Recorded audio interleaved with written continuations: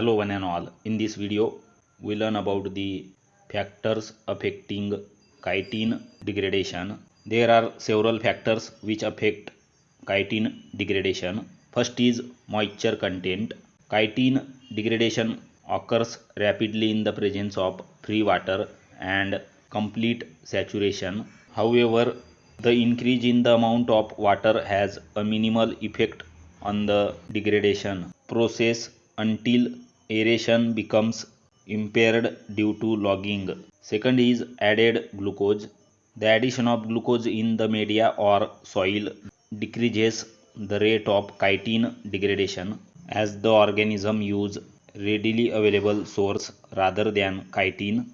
In the absence of these sources, however, the chitin degradation enhances. If you are new on the channel, please do subscribe and share with your friends. Thank you.